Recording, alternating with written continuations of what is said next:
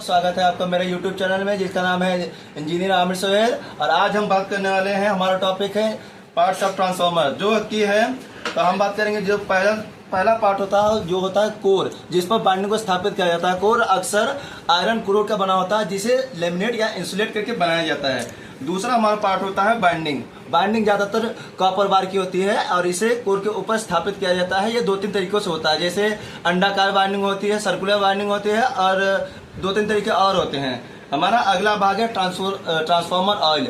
Transformer में natural oil alpha naphthalene या naphtha oil use किया जाता है जो कि ट्रांसफार्मर को कूल रखता है और उसके हीट को रिड्यूस करने में सहायता प्रदान करता है। अगला काम है टर्मिनल बुशिंग। आपने ट्रांसफार्मर में देखा होगा ऊपर 3 टर्मिनल होते हैं जो कि 3 फेज कनेक्शन के लिए यूज किए जाते हैं, जो कि होता है RYB। इसी के लिए हमारा 3 फेज कनेक्शन या टर्मिनल बुशिंग होती है।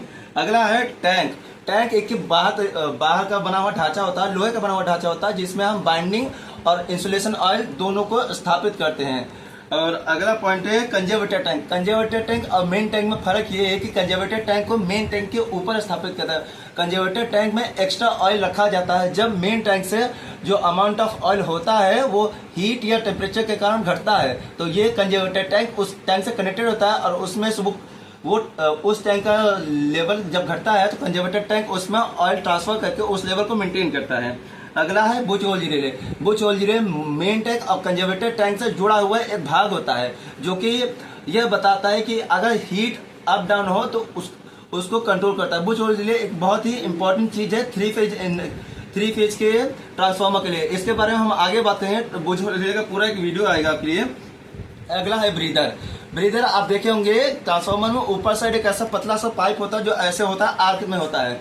उसका काम होता है ट्रांसफार्मर यदि चल रहा है तो उसमें एक लोड बढ़ता है। लोड के कारण जो टेम्परेचर बढ़ता है उस टेम्परेचर के कारण तेल का आयतन बढ़ता है और तेल के आयतन के कारण ट्रांसफार्मर में शुष्क हवाएं होती है, वो हवाएं ब्रीदर के जरिए बाहर निकलती है, इसलिए उसे ब्रीदर या श्वासक कहते हैं। और आखिर है कूलिंग टैंक या रेडिएटर।